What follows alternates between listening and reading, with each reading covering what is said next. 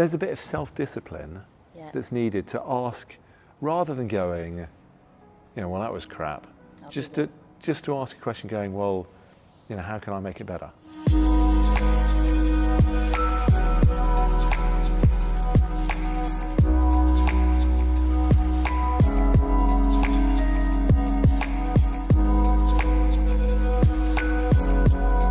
So we did a couple of things really. Yeah. So one thing was a kind of positive, working out how do we actually build the beliefs we need. We had what we called an evidence wall. Right. And actually on one of the walls in the gym, we had so we call that the evidence wall, and we kept sticking up evidence to show that we could do what we wanted to do. So whether it was when you pull a handle on a rowing machine, you create a forced time curve. So whether it was a series of forced time curves that were changing, they may not be right, but if they were changing, we changed this much, then presumably we can change more. So there was a whole load of stuff to show that we could change.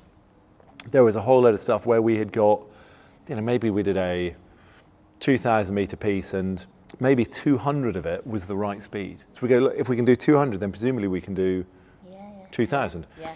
We would look at other crews, teams similar to us who had achieved different things and went, well, if they can do it, then presumably we can do it. And we had this evidence wall where we just kept sticking different bits of evidence to show that we could do what we wanted to do. You can look at it and go, it's going to be all right. Today's been rubbish, but it's just one day. Look at all the reasons why we can do this. Yeah. So and going to the Olympics, we had printed off various bits of it to take with us. And I remember the night before, one of the boys in the boat, the night before the final, he was just bricking it. He was absolutely terrified, and we all went through that bit. And I remember kind of rummaging around, pulling out the bit of paper and going, Stevie, look at it. Look at the reasons why we can do this. And we kind of spoke about each one, and so we were kind of really, really proactive. So often people look for why we can't do stuff. Yeah. And we were constantly going, well, what are the reasons to show that we can? Yeah. And there are things that aren't right, and we can learn and we can change and we can develop that. But let's keep the faith and look at the things we could. Yeah. So that was kind of the proactive, positive bit. And then the other bit we spoke about was we talked about bullshit filters, right. Which were kind of these ear defenders. You can whack the thing up to maximum deflection, so the bullshit wouldn't get through. Because there were plenty of people telling us we couldn't do it. Yeah. Loads of people. Yeah. And listening to them just wasn't helpful. Yeah. And some of them were just, for whatever reason, didn't want us to do well or just didn't think we were good enough.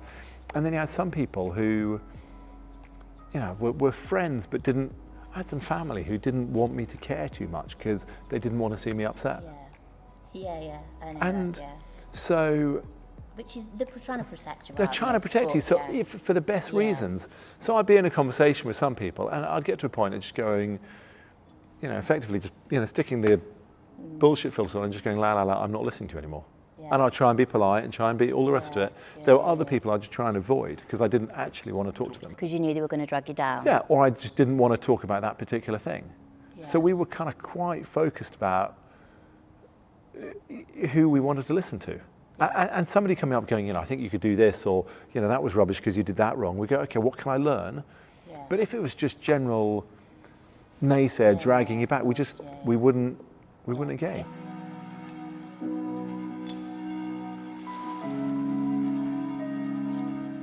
So we worked really hard on having the right team with the right mindset and the right approach. In sport, it's easy to go, you just need the biggest, strongest people. And, we did need really big, strong people. We needed as much power as we could get. But we also needed people who were going to do stuff in the right way. Yeah. And there were some really strong people who didn't get in because they didn't think in the right way. They didn't kind of fit the culture of what we were trying to do. They weren't aligned. Yeah. And so when people join the team, we spend a lot of time talking about the culture. This is how we do stuff around here. We need people who are honest. And if honesty, and some people go, well, I'll be a little bit honest. We go, no, really. You've got to be able to tell me. Yeah. And so we kind of worked really hard on making sure everyone was really, really clear on what was needed and why, and what was in it for you. Yeah. Because when you're trying to give me some feedback, and it's kind of difficult for you, it's difficult for me. What's in it for you to do it? And for us, the goal was just winning. You know, if you don't give me the feedback, then it diminishes our chances of winning. And in my business now, we keep going, so what's the point of having these difficult conversations? What's in it for you? What's in it for me? And I might be motivated and driven differently from you, and that's fine. But knowing what that thing is, what the thing is that holds us together, so there's a reason to be honest with each other. Yeah, of course there is, A reason to be aligned. Yeah, it's really powerful. And so the regularity in which you do that as well. And I think you can't talk about it too much. Yeah, I agree. Yeah, definitely. And I'm assuming that's something that you learn from being on the rowing team, which then you've taken back. And I guess, and it's easy to become complacent about it. It's easy to think, well, everybody knows now, everybody's got it. And it amazes me how, you know, you can ask people what the thing is, and it will have changed in their head somehow. It will be, you know, people just kind of start to move one way. So continually having conversations about really what is most important, really why is that important to you? Why is it important to me? Why is it important to them? Because just the goal is kind of part of it, but knowing what that means to me.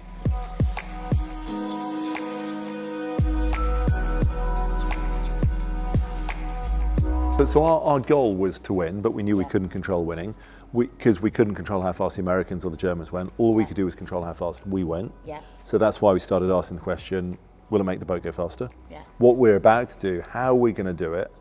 Whether that be a conversation, whether that be how I pull on an oar handle, will it make the boat go faster? And so from that top goal, we then had a whole load of measurement stuff that went underneath it to make sure that we were on track.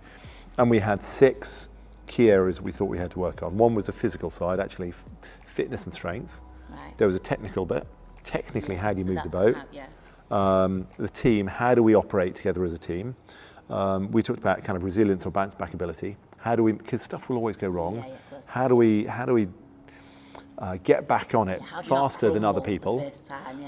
There was an equipment bit. Have we got the best equipment? And there was a tactical bit. Tactically, when it comes to racing, tactically, are we better than other people? And we thought there are those 6 things. And physically, we weren't going to be better than the Americans, or the Germans, or the Dutch, or anyone else, frankly. But we had to be as good as we could be. So technically, we were going, how do we technically be the best crew in the world? Just, that's what the goal was there. Resilience-wise, because we thought we could learn that. Resilience. We wanted to be the most resilient group in the world. And we kind of looked at all sorts of stuff and went, you know, that's what resilience is. Team, it's impossible to measure, but we wanted to be a team that people looked to and went, they are outstanding with what they do. And I want to be part of that team, that's it. Yeah, we wanted to have the best equipment, and in rowing, equipment makes such a small difference because they're really tight regulations.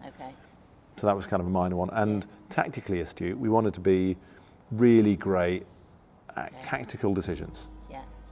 And then each month we'd go, okay, so the technical focus for this month is this, the physical focus is this, some months there were or weren't a tactical bit, or there was always a resilience bit, there was always a team bit. But you'd stick to those areas and you never strayed from it. And we, you know, then so if we were doing a 20-kilometre session with a whole load of rope around the boat as resistance training, we knew specifically why it was fitting into the physical bit, and there would also be a technical bit, the rhythm we were working on, or the technical movement, and there would be a team bit. And so each session, we would know what we were trying to achieve from doing every session. We never just did a day's training where we just go, right, let's go and train hard. And so the kind of back page of the blueprint I love. Okay, so this is what my role is, and this is how it fits in. And so we did that at the beginning of every month. We'd go, right, this is what we're trying to achieve this month. And the beginning of every day, we'd go, right, this is the bit of that we're trying to do today. And for that session, these are the 2, 3, 4 things we're going to work on. And at the end of the session, we go, how do we do? So there was a huge amount of communication that went into it. And it wasn't just 2 years of training hard. It was, we got 3 weeks or 4 or 5 weeks to the next test, trial. Small, bite size, achievable. Yeah. And then with each session, a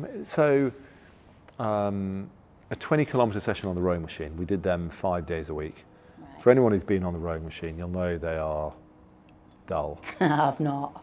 So doing 20 kilometres would take 70 to 80 minutes. And it's so easy to get on, you switch your brain off and you just kind of grind it out.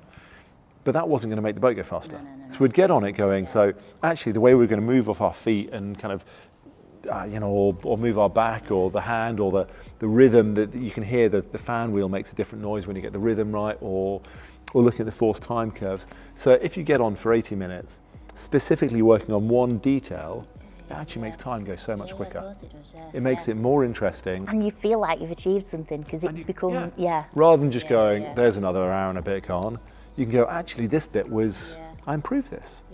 So kind of focusing on the detail, so it's not boring. it makes it more interesting, it makes it more challenging, it keeps the whole thing alive. And it was hard to do. Because having the discipline every session to go, right, specifically this is what we're going to do, rather than going, oh my God, let's just go out and do some training so I can have some breakfast. It was a temptation, but as a team, we would keep going, no, Ben, you're not going to do what you're going to do until we've had this conversation.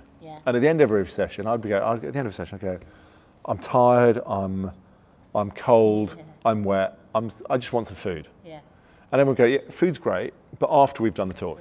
So let's just review it now. So you kept each other going, didn't you? We kept each other going. And sometimes it was them dragging me into the conversation going, Ben, you're going to plan this properly. And sometimes it was me dragging them in.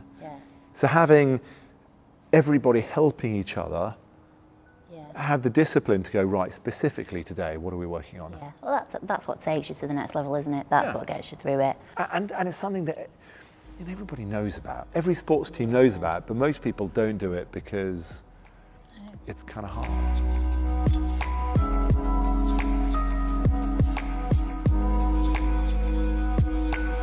I could focus on me not liking somebody, or I could think about how can they help me win, because I can't win without them. And they can't win without you. And they can't win without me.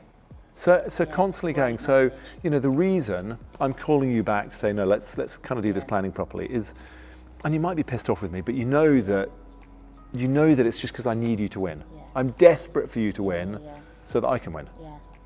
And, we had arguments and it wasn't easy, but we'd keep, you wake up the next morning and going, they were right, or they were, or maybe I don't agree with them, but the reason they did it is so I can be better. Of course, which is what matters. So having the really clear common goal you've got in there, the really clear vision, and to keep coming back going, this conversation might be a bit awkward, but it's just so we can be better.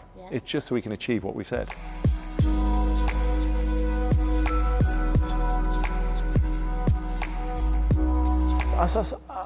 Us as individuals, having the discipline or the help, we always have a team. If you see an individual athlete running around the track, they've got a team. They've got their family, their friends, their physio, all of us, me as an individual, I've got my wife as part of my team. I've got my mum, who if I'm having a shitty day, she'll make me feel a bit better. I've got so we have a team. You just need to look for it and utilise. We need to look for it, and we need a bit of discipline when we're feeling really pissed off. If rather than just going, that was rubbish, to go, okay, well, what was good, or how do I do it a bit better next year? What can I do? Not, or how can I do it? And it's just there's a bit of self-discipline that's needed to ask, rather than going, well, that was crap. Just to ask a question going, well, how can I make it better? Or what was all right about it? Or what did I do that was all right today? Or just if you ask a better question, there are some people who wake up in the morning and go, what sort of crap's going to happen today? And then you'll look for it all day. And anything happens, you go, oh, that happened and that happened. Whereas if you've just got a bit of self-discipline and you go, what's going to be good today? Where can I have fun today? It's just your mindset, isn't it? Absolutely. And so when you've had a rubbish day, when an interview's gone badly, a meeting's gone badly, to have a bit of just to think, a conversation with someone going, well, that was not great, but this was better. This was all right, and that bit of it I did all right.